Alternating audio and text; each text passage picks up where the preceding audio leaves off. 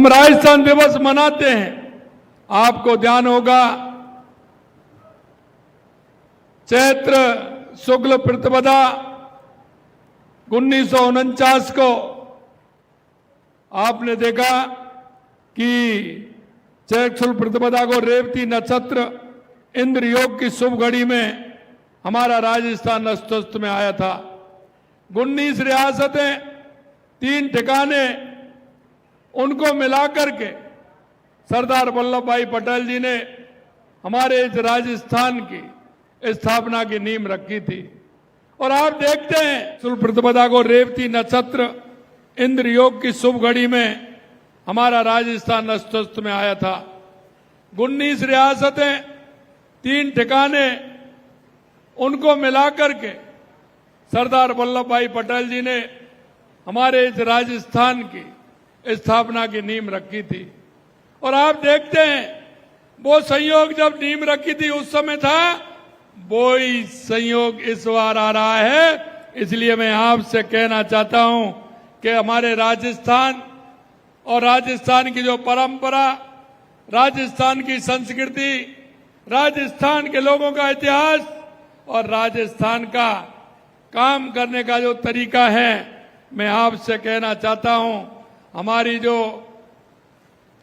आप भगत है, मेहमानबाजी है, वो दुनिया भर में प्रसिद्ध है। मैं आपसे इसलिए कहना चाहता हूं कि आप राजस्थान दिवस को बड़ी धूमधाम के साथ मनाएं, ये मैं आपसे कहना चाहता हूं।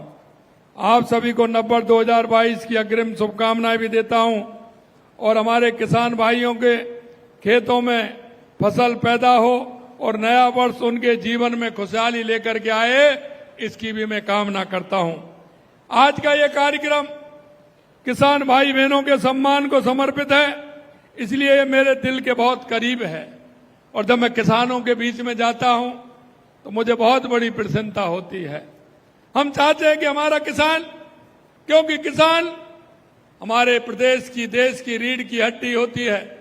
अगर हमारा किसान विकसित होगा तो निश्चित रूप से हमारा राष्ट्र, हमारा प्रदेश विकसित होगा। हम इसलिए किसान की चिंता करते हैं कि आपने देखा होगा जब से हमारी सरकार आई है, हम किसानों के हित के लिए काम कर रहे हैं। किसान हमारी प्रथम धुरी होती है। अगर किसान हमारा ठीक प्रकार से होगा, किसान हमारा विकसित होगा, किसान के घर में खुशहाली होगी, तो निश्चित रूप से हमारा राजस्थान खुशहाल होगा। आप हमारे देश की आत्मा हैं। आप अपने पसीने की बूंद से भूमि को सींचकर अन्न उपजाते हैं। इस धरा पर रहने वाले को पोषित भी आप करते हैं। हमारे वेद पुराणों में भी कहा गया है कि अन्न बे प्राण, यानी कि अन्न ही जीवन है और अन्न आपके हाथों से हमें प्राप्त होता है। आप सिर्फ खेती नहीं करते, आप जीवन की नींव रखते हैं, क्योंकि बिना अन्न के आदमी रह नहीं सकता। हमारा किसान अन्नदाता कहलाता है। आप मेहनत से ही आज भारत न केवल अपनी खाद्य सुरक्षा सुनिश्चित कर पाया है, बल्कि विश्व में एक अग्रणी कृषि शक्ति के रूप में उभरा है। इसके लिए भी मैं आप सभी को धन्यवाद ज्ञापित करता हूं। आपके अथक परिश्रम, लगन, आपके योगदान की दिल से प्रशंसा करता हूं, क्योंकि आप जिस तरह से काम करते हैं, सूरज की तपती धूप हो या कड़ाके की सर्दी हो, हमारा किसान उसमें भी काम करता है। हर मौसम में वो खड़ा रहता है। जब लोग अपने घरों में चैन की नींद सोते हैं, तब हमारा किसान खेतों में सिंचाई करता है, रखवाली करता है। और मैं क्या करूं, क्या बताऊं आपको, मैं सारी बातें जानता हूं। किसान की मेहनत कितनी होती है और किसान कितनी मेहनत करता है, और उसके बाद उसके परिवार का पालन होता है। मैं एक किसान की पीड़ा को अच्छी तरह से समझ सकता हूं, क्योंकि जो काम आप करते हैं, मेरे जीवन में वो काम भी मैंने किए हैं। इसलिए मैं जानता हूं कि किसान को कैसे आगे बढ़ाया जा सकता है। और इसलिए आप देख रहे हैं, तारबंदी से लेकर के पशु पालन से लेकर के जितनी भी सारी योजनाएं किसान के इर्द गिर्द घूमती हैं, हमारी सरकार उनको लागू कर रही है। मैं देखता हूं मैंने पशुपालन के क्षेत्र में मोबाइल जो बहन हैं किसान के पशु के इलाज के लिए, उनको मैंने इसलिए भेजा है क्योंकि किसान का जब पशु बीमार होता है, किसान के पास साधन ले जाने के लिए नहीं होता है। किसान किसी ना किसी के पास जाता है, उस साधन को 500, 1000, 1500 रुपए में करता है और वो नजदीक के अस्पताल में लेकर के जाता है। अब जितनी तो दवाई किसान को उस पशु को सही करने में लगेगी और उतनी उसके भाड़े में लग जाती है, आने जाने में लग जाती है। हमने सोचा क्यों ना किसान के लिए वो बैन लगे जिससे पशुपालक के पास हमारा डॉक्टर भी जाए, कंपाउंडर भी जाए और वो गाड़ी लेकर के जाए, आवश्यकता हो तो उसमें पशु को लेकर के अस्पताल आए। ये भी हमने व्यवस्था की है। लेकिन इसको कोई नहीं समझ सकता है कि किसान के पास साधन नहीं होता है तो मुझे साधन करना पड़ता है। हमने कहा है कि हमारे किसान के जितने भी केस हमारे एसडीएम ऑफिस में चल रहे हैं, हमने एसडीओ को निर्देशित किया है कि जब आप गांव में जाओगे तो हमारे उस गांव के किसानों के जितने मुकदमे चल रहे हैं उनको लेकर के गांव के बीच में जाइए, उनसे बातचीत करिए, बातचीत के माध्यम से उनको निपटाइए, उनको फैसलों को करिए, तुरंत किसान को लाभ मिल जाए। नहीं तो आप देखते हैं किसान गांव से चलता है, सुबह कुछ नाश्ता पानी कलो करके वहां से निकलता है, खा पी करके दिन भर पूरा भूखा रहता है, मां वकीलों के चक्कर लगाता है, ऑफिस में जाता है, फिर अब शाम को वापस आता है तो उसका भाड़ा भी इतना लग जाता है। हमने कहा कि अगर हमारा किसान वहां जाएगा तो किसान का एक दिन का काम भी छूटेगा, उसकी आर्थिक स्थिति भी कमजोर होगी क्योंकि भाड़ा किराया उसका लगेगा। हमने कहा कि एसडीएम उस गांव में जाए, महीने में एक बार कैंप लगाए जिससे हमारे किसान को किसी भी तरह की परेशानी नहीं हो। किसान की क्या तकलीफें मैं उन्हें अच्छी तरह से समझता हूं और मैं इसीलिए कहना चाहता हूं मेरे भाई और बहनों, किसान जिस तरह से काम करता है और किसान को उसका लाभ मिलना चाहिए। हमने कहा है कि किसान रात को बिजली आती है, हमने हमारे पहले बजट में कहा था कि 2027 तक किसान को हम दिन में बिजली देंगे। उसका इसीलिए कि हमारा किसान रात्रि को परेशान नहीं हो, आराम से सुबह जाए, शाम को 6 बजे 7 बजे घर पर आए और आराम से बच्चों के साथ आराम से टीवी देखे, समाचार सुने, जिससे कि उसको किसी भी तरह की चिंता नहीं रहे। और नहीं तो किसान शाम को इधर तो शाम होती है और उधर किसान खेत की ओर जाता है, जैसे उसको कितनी बड़ी परेशानी होती है। इसको भी हमने कहा है कि इसको भी हम खत्म करेंगे और 2027 तक किसान को दिन में बिजली देने का काम करेंगे। इसके अलावा किसानों के हितों का ख्याल रखने के लिए एफपीओ जैसी अनेक पहलों को भी प्रोत्साहित किया जा रहा है ताकि हमारे किसान भाई बहन समृद्ध हों। मेरे भाइयों, मैं कहना चाहता हूं, आप जो एफपीओ से नहीं जुड़े हैं वो एफपीओ से जुड़े। छोटे और सीमांत किसानों को बाजार तक पहुंच बनाने एवं उन्हें उपज का उचित मूल्य दिलाने के लिए किसान उत्पादक संगठन एफपीओ आपके लिए वरदान साबित होगी। क्योंकि हमें पता है, क्योंकि ये खेती छोटी होती जा रही है। अगर किसी के 5 बेटे हैं तो एक खेत में से 5 टुकड़े होते जा रहे हैं। किसान सीमांत और लघु किसान ज्यादा बढ़ते जा रहे हैं। उसका कारण है तो वो किसी भी तरह से मशीनरी भी नहीं रख सकता है। 5 बीघे, 8 बीघे, 7 बीघे, 10 बीघे, 15 बीघे पर वो ट्रैक्टर नहीं रख सकता है, ऐसे संयंत्र नहीं रख सकता है। एफपीओ के माध्यम से जुड़ करके किसान को लाभ की खेती कैसे हो। हमारे देश के यशस्वी प्रधानमंत्री नरेंद्र मोदी जी कहते हैं कि हमारे लघु सीमांत किसानों को कैसे उनको लाभ की खेती हो। इस एफपीओ के माध्यम से किसान को लाभ की खेती हो। सामूहिकता से अगर वो काम करेंगे, अनुदान भी उनको मिलेगा और उसमें बीज से लेकर के खाद्य सामग्री तक उसको सस्ते दामों में भी मिलेगी। उसको पूरे सस्ते दामों में मिलेगी तो किसान की लागत भी कम आएगी, जिससे किसान को फायदा होगा। आधुनिक तकनीक का उपयोग भी कर सकेंगे। जिससे बड़े बाजार में पहचान बना सकेंगे। एफपीओ के साथ आपकी आवाज में ताकत आती है। ये एक ऐसा सरकारी ढांचा है जो आपको सशक्त बनाएगा और मेहनत का सही मोल भी दिलवाएगा। आप जब एफपीओ के जरिए एकजुट होकर बाजारों में उतरते हैं तो आपकी मेहनत का उचित पैसा भी मिलता है, मार्केट भी मिलता है, जहां आपका सामान अच्छी रेट पर मिलेगा, आप वहीं तो बेचेंगे। आप मोबाइल में डेली देख लीजिए कहाँ का भाव ठीक है। उस भाव के माध्यम से अगर आप देखेंगे कि इतना जाने में लगेगा, इतना आने में लगेगा, इसमें मुझे फायदा होगा, तो आपका माल ठीक प्रकार से अच्छे दामों में भी बिकेगा। भाई और बहनों, केंद्र एवं राज्य हमारी डबल इंजन की सरकार किसान के हित में उठाए जा रहे कदमों के आपके जीवन में सकारात्मक बदलाव आया है, उसकी चमक हमें आपकी आंखों में नजर आती है। मुझे गर्व है कि देश के यशस्वी प्रधानमंत्री नरेंद्र मोदी जी के नेतृत्व में भारत सरकार आपके जीवन को बेहतर बनाने के लिए निरंतर प्रयास कर रही है।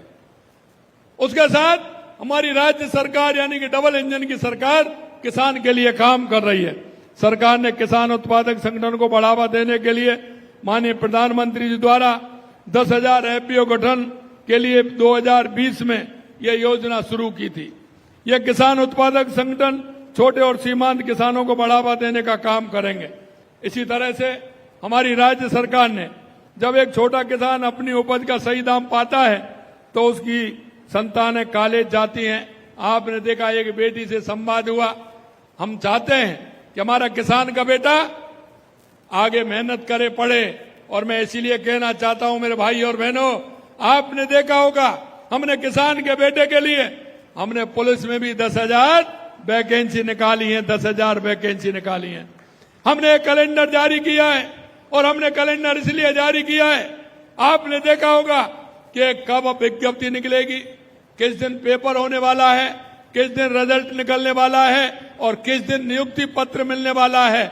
हमने 1 साल का पूरा कैलेंडर हमारे युवाओं के लिए निकालने का काम किया है।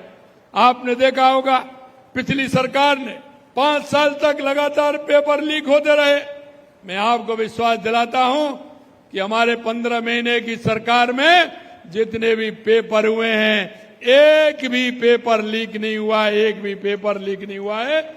ये हमारी सरकार ने जो काम किया है। यही नहीं, आप कहते हैं, मैं आप आए दिन देखते हैं और मैं कहता भी हूं, जितने पेपर लीक हुए हैं आए दिन 2-4, 5 पकड़े जा रहे हैं। चाहे वो पीटीआई पेपर हो, चाहे बाबू का पेपर हो, चाहे वो एसआई भर्ती का पेपर हो, कोई भी पेपर हो, आए दिन पकड़े जा रहे हैं। उनको अंदर डालने का काम भी हमारी सरकार कर रही है।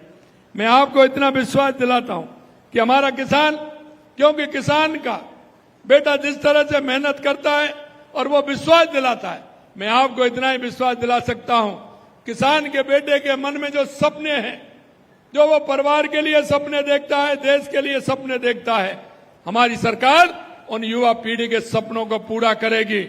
और इसीलिए मैं कहता हूं कि आप चिंता मत करिए। मैं युवाओं से आह्वान करना चाहता हूं, किसान के बेटों से मैं कहना चाहता हूं, आप मेहनत करिए। हमारी सरकार लगातार जिस तरह से वैकेंसी निकल रही है, आप मेहनत करते चलिए। हमारी सरकार विज्ञप्ति वैकेंसी निकालती रहेगी और नियुक्ति पत्र भी देती रहेगी, ये भी हम विश्वास दिलाते हैं। हमारा सपना सिर्फ कृषि विकास नहीं, कृषि गौरव है। हम चाहते हैं कि राजस्थान का किसान देश में नहीं दुनिया भर में आदर्श बने। मुझे अत्यंत प्रसन्नता हो रही है कि आज 30,000 किसानों को 137 करोड़ रुपए का अनुदान अभी हस्तांतरित किया गया है। और मैं कहना चाहता हूं कि आपके सम्मान और समर्थन के लिए हमारी सरकार पूरी तरह से तैयार है। लेकिन मैं ऐसे नहीं कह सकता।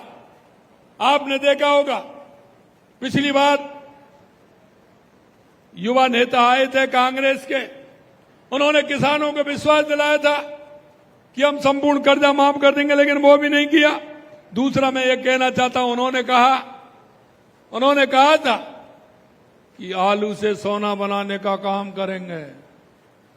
अरे भाई, आलू से सोना तो हम नहीं बना सकते, ये मशीन हमारे पास तो नहीं है। लेकिन किसान भाइयों, मैं आपको विश्वास दिलाता हूं कि राजस्थान के किसान को अगर ठीक प्रकार से पानी मिलता है तो राजस्थान का किसान इस जमीन से सोना निकालने का काम जरूर कर सकता है, जमीन से सोना निकालने का काम कर सकता है। अभी अभी हमारे सुमित गोदारा जी बता रहे थे कि 1400 करोड़ रुपए सिंचाई परियोजना के लिए संभाग के लिए पिछली बार दिए थे, 1900 करोड़ रुपए हमने अभी दिए हैं।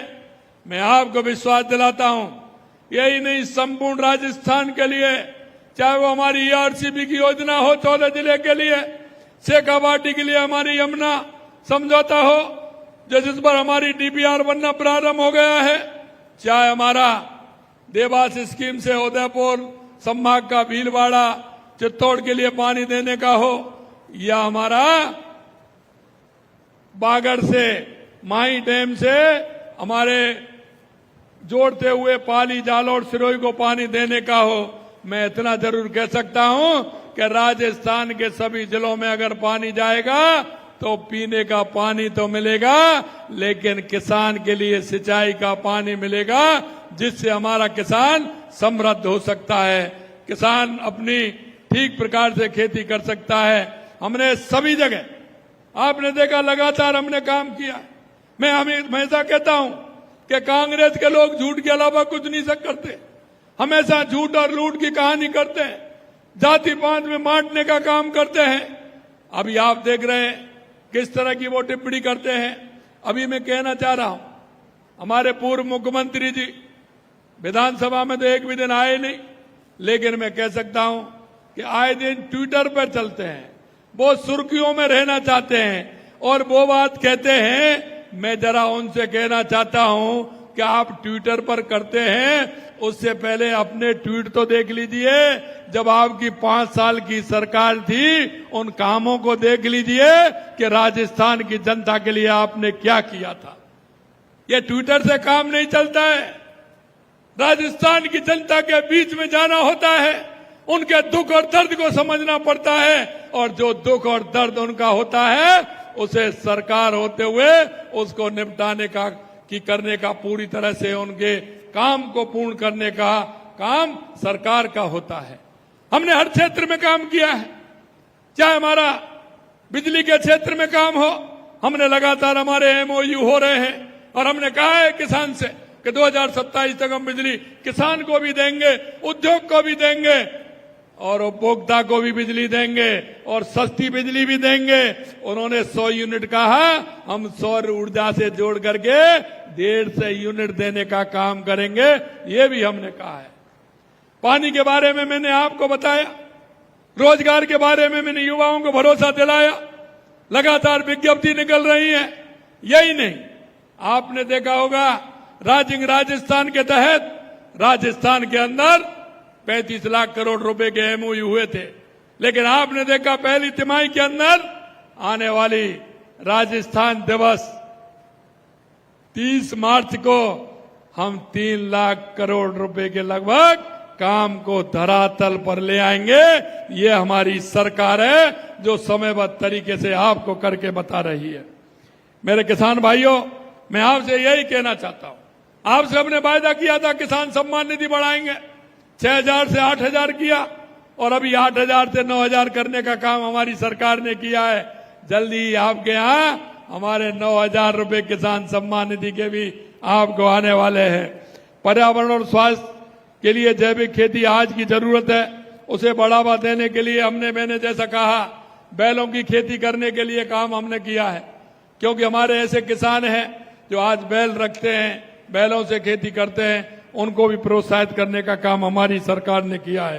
साथ ही ड्रिप फव्वारा सिंचाई, सौर पंप, मधुमक्खी पालन को प्रोत्साहन देने का काम भी कर रही है, क्योंकि हम जानते हैं किसान के पास अगर एक ही काम है खेती का, तो उसका परिवार उस खेती के काम से नहीं चलेगा। हम चाहते हैं कि खेती के काम से परिवार भी चले। हम चाहते हैं कि किसान को कोई ना कोई साइड में उसकी कोई बिजनेस हो, कोई ऐसा काम हो उससे जुड़ा हुआ, जिससे कि किसान की आय बढ़े और किसान खुशहाल हो। तो इसके लिए भी हम काम कर रहे हैं, चाहे वो फव्वारा ड्रिप सिस्टम हो, मधुमक्खी पालन हो, पशु पालन हो, ये काम हमारा किसान कर सकता है। प्रधानमंत्री किसान सम्मान निधि, क्या आपने देखा होगा 72 लाख किसानों, इनके समय में 64 लाख थे, हमारे समय में 72 लाख हैं।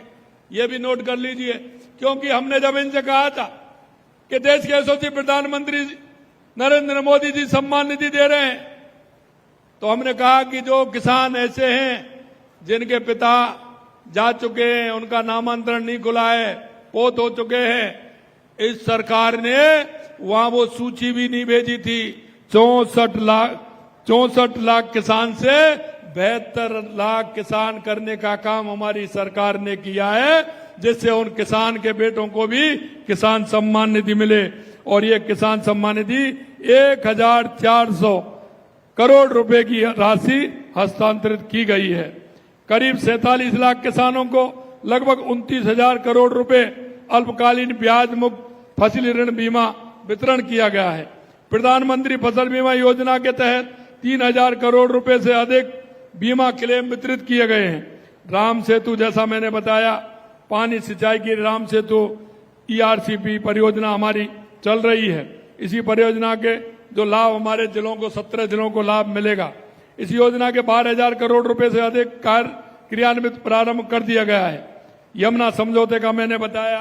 एक मैं कहना चाहता हूं, मुख्यमंत्री मंगला पशु योजना के तहत पशुओं का निःशुल्क बीमा करने के लिए 9 लाख पशुपालकों के 20 लाख से अधिक पशुओं का पंजीकरण भी किया गया है। क्यों? उनका पशुओं का भी बीमा होना चाहिए, क्योंकि पशु भी महंगा हो गया। कितने में गाय आती है, भैंस आती है, ऊंट आता है। अगर किसान का पशु किसी बीमारी के कारण मरता है तो हमने उसका भी बीमा करने का काम किया है। भाई ये नहीं जानते हैं, इनको पता नहीं है, किसान के लिए एक पशु अगर जाता है तो कितना लॉस होता है। अरे भाई, मुर्गे के लिए तकुआ का घाव बहुत बड़ा होता है। हमारे किसान भाई के लिए ये बहुत बड़ी क्षति होती है। उसका लाभ हमारे किसान को मिले, जिससे अपने परिवार में वो ठीक प्रकार से काम कर सके। आपने देखा होगा, हमने गोपाल क्रेडिट कार्ड भी इसीलिए बनाया कि किसान के परिवार में दूध हो और किसान पशु पाल सके। इस योजना का लाभ भी हमने बढ़ाया है। मैं इतना ही कहना चाहता हूं, पशुओं को स्वास्थ्य के लिए पशुधन निःशुल्क आरोग्य योजना, जो मैंने जैसा आपको बताया, मोबाइल वेटरनिटी का हमने भी दिया है। 1 लाख रुपए तक का ब्याज मुक्त अल्पकालीन ऋण उपलब्ध कराने के लिए राजस्थान गोपालक क्रेडिट कार्ड की योजना भी हमने चलाई है। करीब 34,000 पात्र गोपालों को ऋण स्वीकृत किया गया है। गोपालक योजना में भी, गोपालक क्रेडिट योजना कार्ड भी हमने 34,000 पात्र किसानों को भी देने का काम किया है। और इस बार आप देखेंगे बजट में भी काम किया है। और मैं ये भी कहना चाहता हूं, गेहूं का समर्थन मूल्य भी बढ़ा है। किसान कल्याण के कार्य भी हमने किए हैं। किसान को राहत देने के भूमि विकास बैंक ऋण में 1 टाइम सेटलमेंट भी किया है, हमने योजना लाई है। मक्का फसल की उत्पादक बढ़ोतरी में मूल्य संवर्धन के लिए बांसवाड़ा में 20 करोड़ रुपए की लागत से सेंटर ऑफ एक्सीलेंस फॉर मेज की स्थापना भी की गई है। आगामी वर्ष ग्लोबल राजस्थान एग्रीमेंट मीट ग्राम आयोजन किया जाएगा।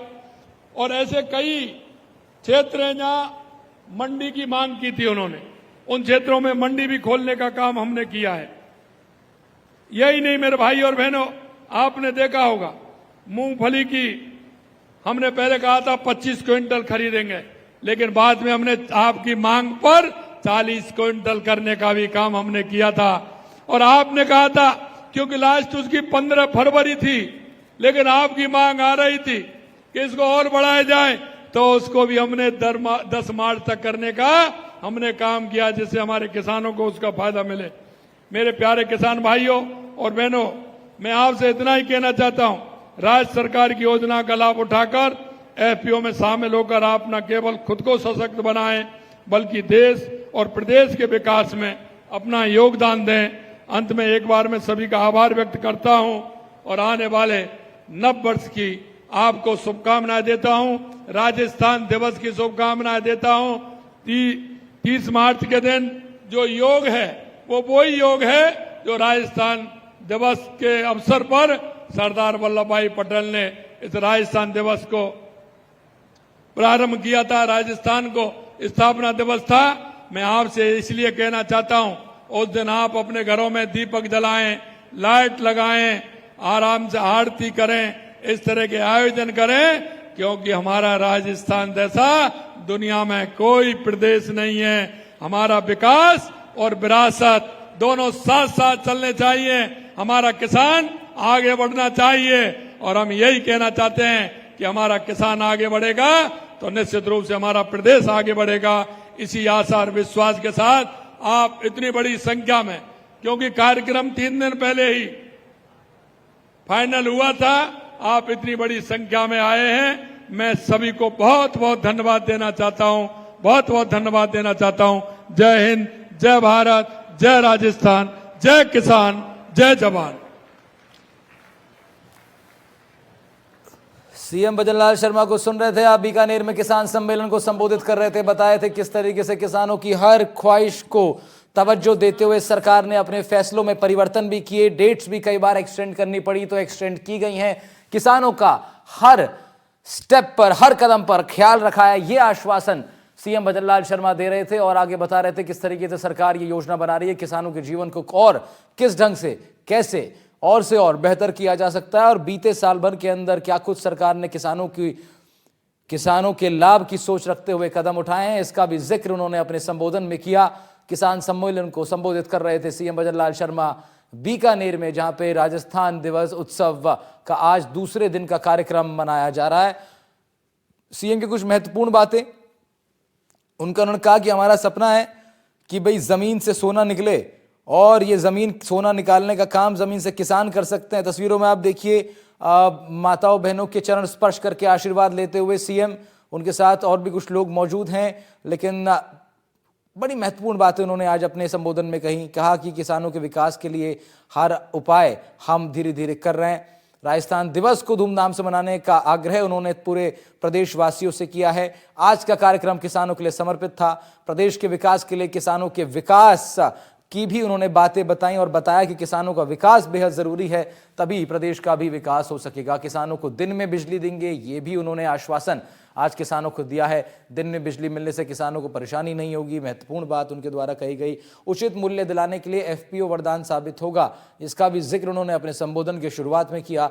हमारी सरकार में एक भी पेपर लीक नहीं हुआ। किसानों के बच्चे सबसे ज्यादा सरकारी नौकरियों की तरफ उनका रुझान रहता है। ऐसे में देहात और ग्रामीण क्षेत्रों को संबोधित करते हुए उन्होंने ये याद दिलाया कि उनकी सरकार में अब तक एक भी पेपर लीक नहीं हुआ है।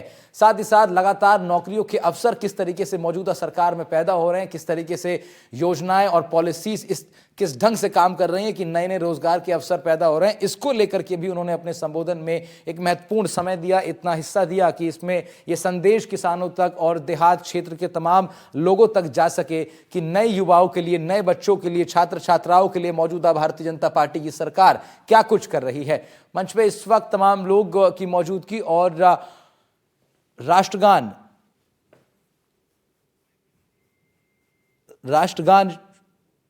इस वक्त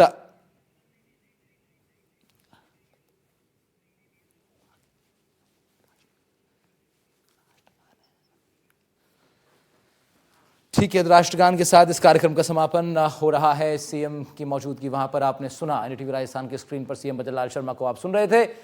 किसान सम्मेलन को संबोधित कर रहे थे सीएम। किसान सम्मेलन बीकानेर में हुआ। राजस्थान दिवस उत्सव के उपलक्ष्य के तहत ये दूसरा कार्यक्रम था। कल का कार्यक्रम अन्य जगहों पे था, आज यहां से दूसरा कार्यक्रम हुआ है। इसमें सीएम की उपस्थिति ने कार्यक्रम को और बड़ा, विशाल, महत्वपूर्ण बना दिया।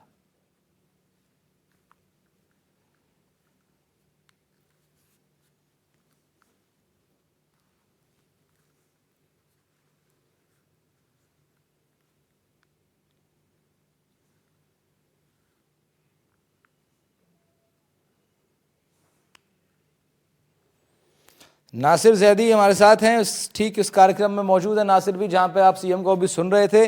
नासिर, काफी महत्वपूर्ण बातें सीएम ने अपने संबोधन में की हैं। इस वक्त सीएम का संबोधन और लोगों के बीच में बड़ा संदेश।